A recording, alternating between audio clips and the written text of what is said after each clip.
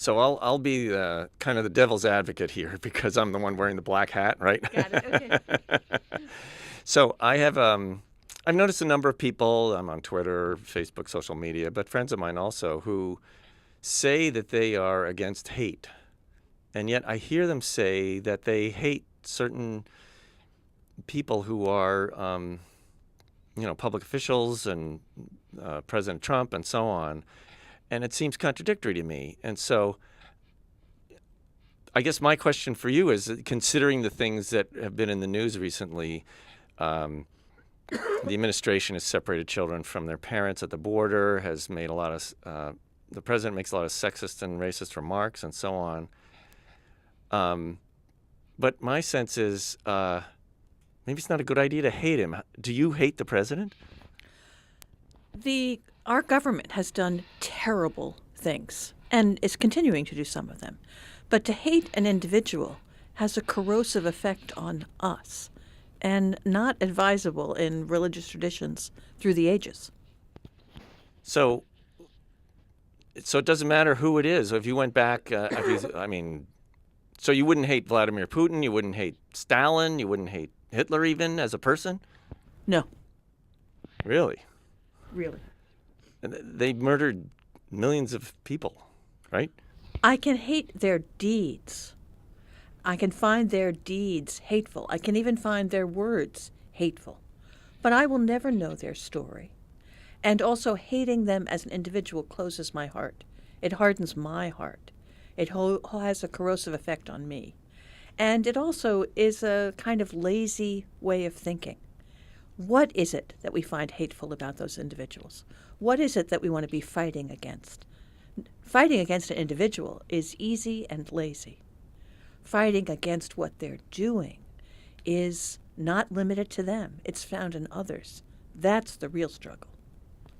So you're recommending taking a different course of action, in a sense, rather than focusing on the individual.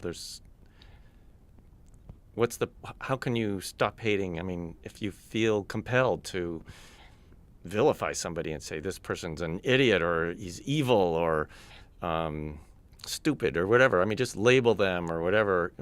How do you go about changing yourself on that? Well, again, to vilify somebody is to engage in simplistic thinking. We want a range of opinions, and we need to open ourselves to other points of view, other experiences of hardship. It's very easy in our current political climate to vilify those who voted differently than we do. Liberals can be thought to be uppity and condescending, and conservatives can be thought to be selfish.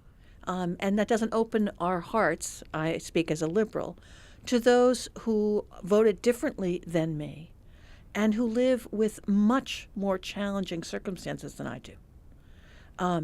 To understand what it means to live in a Rust Belt city and struggle. Why would one vote for our current president? It's because they have hardships that liberals have not taken seriously. So just to take that as a case study in hate, if all I do is hate, I don't learn to understand the complexity of the problem. And it's also to say that what that other person is completely other than me. And that's not true. So, for example, take the desire to build a wall along the border. Mm-hmm. We could hold our current president entirely responsible for that, but he's not the only one.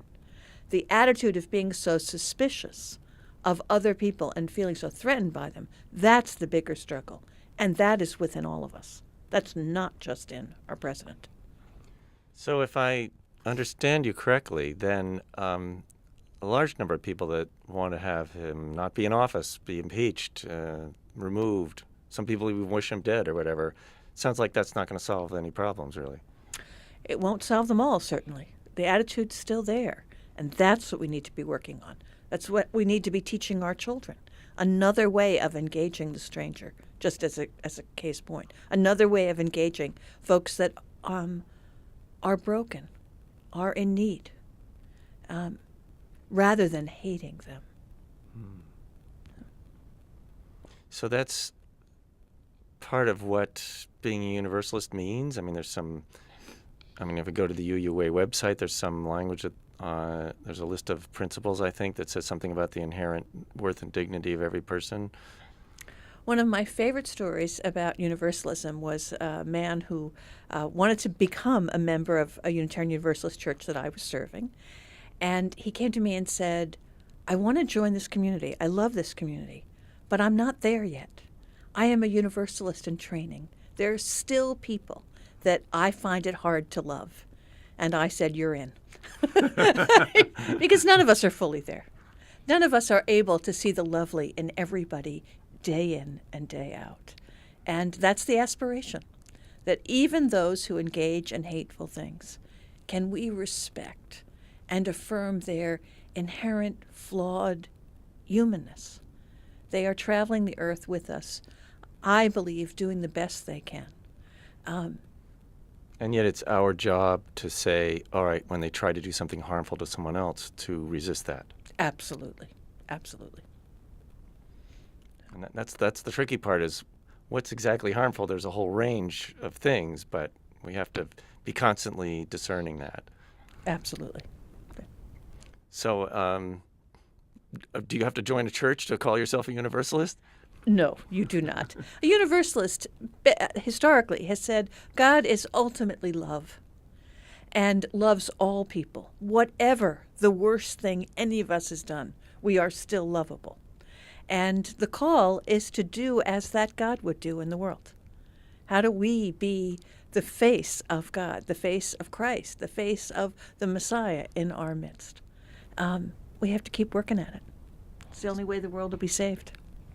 Sounds pretty difficult in some circumstances when you see some really awful things going on. That's right. It's hard, but it's good work. It's good work. Well, thank you for filling me in on all this. Thank you, Glenn.